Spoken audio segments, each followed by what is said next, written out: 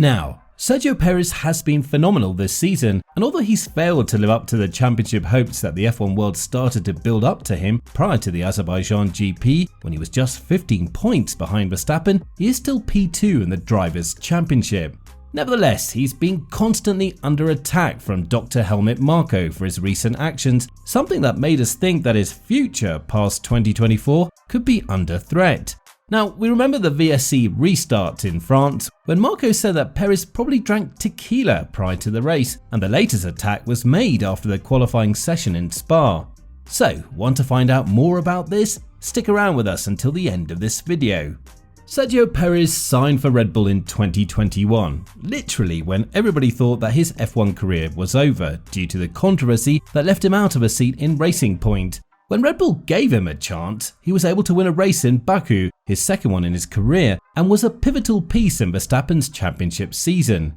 In 2022, he leveled up his game and was able to win one race in Monaco and score his maiden pole position in Jeddah.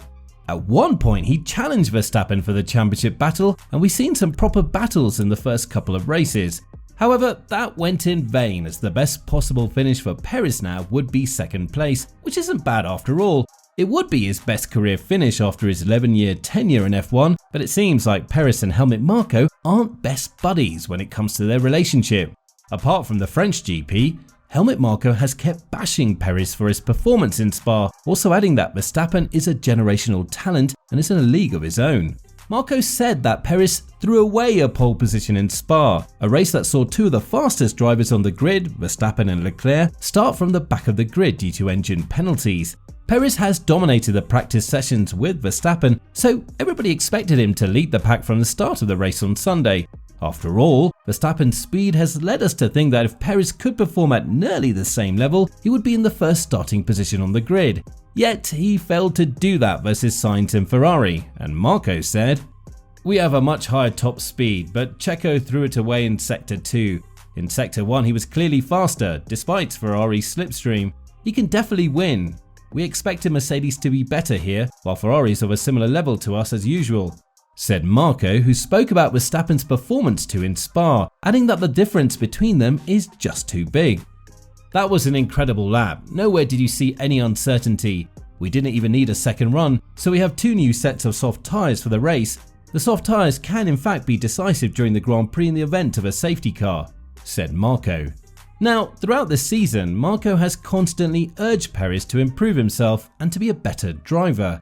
Although Perez is currently in his career best form, sitting P2 in the championship, according to Marko, there's always room for improvement. "He's definitely improved, but he has to be fully there from the first practice session. Maybe then we'll manage a couple of 1-2s. That would be the first time we finish first and second in the World Championship. That's our next goal," said Marko prior to the Spa GP. Perez has had a very bad start in Belgium, spinning a lot and finding himself behind Alonso, Hamilton and Russell. However, at the end of the Kemmel Straight, Perez was able to pass Russell, and the collision between Alonso and Hamilton has allowed him to be P2 again. With a good tyre strategy, he was able to overtake Sainz and finish behind Verstappen to complete yet another 1-2 finish for Red Bull after Italy, Barcelona and Baku. Christian Albers has talked about Verstappen's performance and said that the performance of Verstappen is what makes him a lot better compared to Perez and not the car. "That is the deadly combination of Red Bull and Verstappen that makes the difference is painful for Perez. If I had been Perez, I would have kept my helmet on after that race," said Albers. According to Perez, he hasn't been able to keep up with Verstappen with the new upgrades of the car because he felt like the car was built around the Dutchman and not around him. In a further statement, he asked the team to run the car slightly differently to help him improve his performance. "Certainly the car has become quicker from the beginning of the season, but certainly I'm not as comfortable as I was at the beginning of the season. Sometimes things become more natural for you to get the most out of your car. Sometimes you have to work really hard and go very deep in the analysis to make sure you're able to extract the maximum. So it seems that we're in that window at the moment. I really hope that from this weekend we run the car slightly different, so we're able to spot some differences that can come bring some performance on our side," said Checo. Now, according to the team principal Christian Horner, the difference between Perez and Max isn't about how they run the cars, but about the fact that Max is in a league of his own and is a generational talent. Max is quite simply in a league of his own. He's excelled here in the past, and today he's basically smashed it out of the park, finished Horner. Now, Put yourself in Checo's shoes and ask yourself if this is the answer you want to hear. It's not very motivating to hear that your teammate is absolutely smashing everything while you aren't able to at least finish P2 in every race so far. That was the case with Bottas with Mercedes, and that's the case with Ricciardo, who's set to leave the McLaren team at the end of the season. During his first year in Red Bull, Perez accepted the team orders because only Verstappen and Hamilton were in the championship mix. But in 2022, Perez and Leclerc were constantly challenging Verstappen in the first couple of races.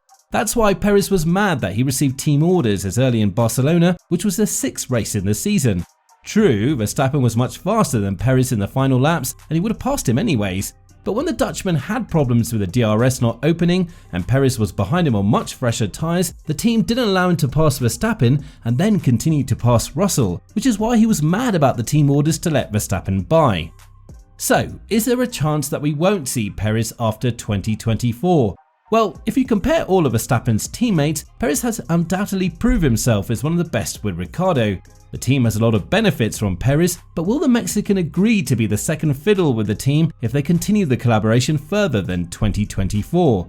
That's on us to think about, and if we focus on the present, we'll see that Perez is complaining constantly about the car being distant from him and the upgrades favouring him less and less with every package being brought. Prior to the Austrian GP, Perez said, "I haven't been as comfortable with the development of the car, as I was in the beginning, let's put it that way. I think I've got some work to do to understand what's going on and hopefully have a more straightforward weekend here in Austria," said Perez, who wasn't able to finish the race due to a crash with Russell in lap 1 that left his car too damaged to continue the race.